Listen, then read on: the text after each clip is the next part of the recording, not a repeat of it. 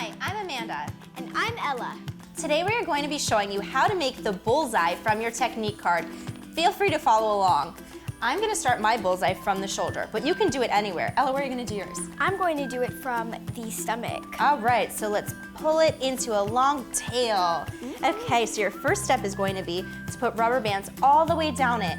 You can do it anywhere you want and as many as you want. There's no rules with that. The only rule is that you have to make sure that the rubber bands are as tight as possible. Otherwise, the dye will come shooting out and it won't stay bright white. So we want to make sure we have a nice contrast.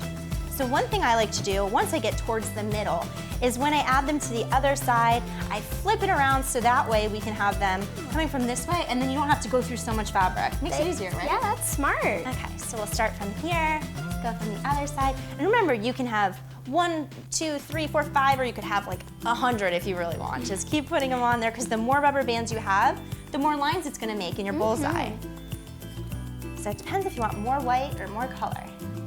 Both ways are fun. How are you doing? You doing it? Oh, you are already done. Well, Miss Ella. Okay, remember too, whatever size shirt you use, you're gonna need more rubber bands if it's a bigger shirt or less if it's a smaller thing like a bandana. Okay, so now, what's the next step?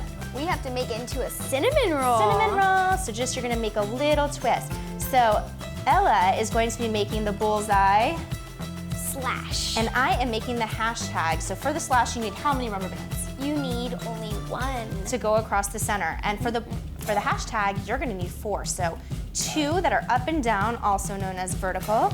And then we're gonna do 2 across, which are also known as horizontal. So we're gonna do 1, 2. And remember when you're rolling, it has to fit in your orb, so you wanna keep it nice and tight. So if it's a little too big, you can always just squeeze it once you get it in the orb. Okay, so I have all of mine. So now the next step, once you're all banded up, so there's her 1 slash and here's the 4 for the hashtag, we're going to unlock the yellow parts on your orb.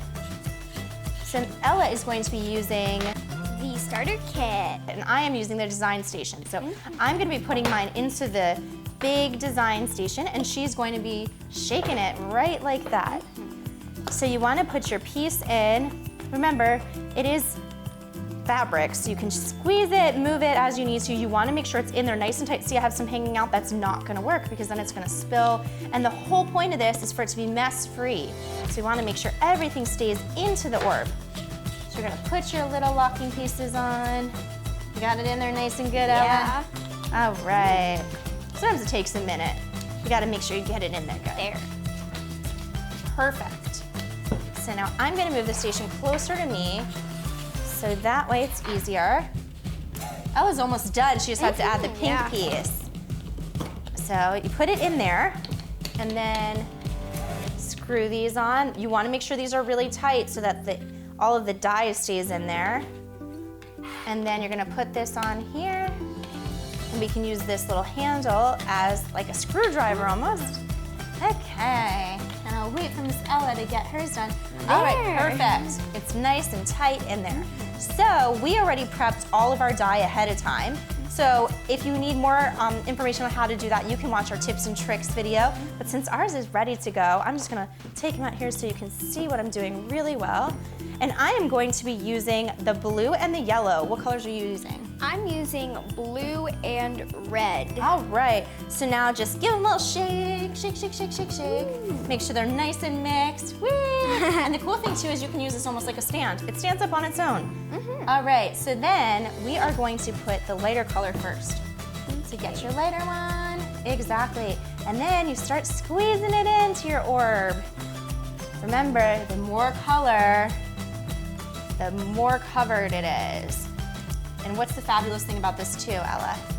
It's my favorite part, and also it's really cool because all the colors, they like mix together, and then it looks like a really cool tie-dye shirt.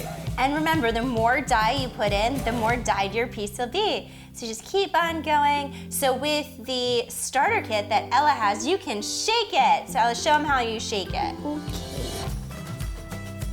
Yeah, shake it, and then you can swish your dye around. And with mine, you can use the handle. And one of my favorite things to do is you can actually make it stand up too by doing just like this. Isn't that so cool? So you can get cool. all the different angles.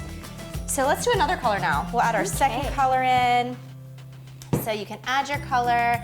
Now this is what makes it really fun and look tie-dyed, is just having all kinds of different colors in different spots. And the good thing about having all these rubber bands is it's gonna keep it nice and white.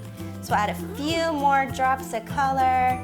I'm liking how mine is. How about you, Ella? You liking yours? Yeah, it's so pretty. It's, right? Isn't it fun? After you have all the dye in that you want, you're just gonna give it a little shake or a twist. So with the starter kit like Ella has, you're gonna shake, shake, shake.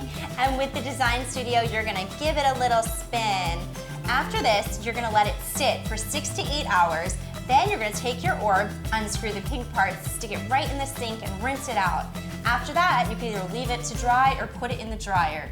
And then, thanks to YouTube magic, our finished pieces will look like this. I'm Amanda. And I'm Ella. Thanks for watching.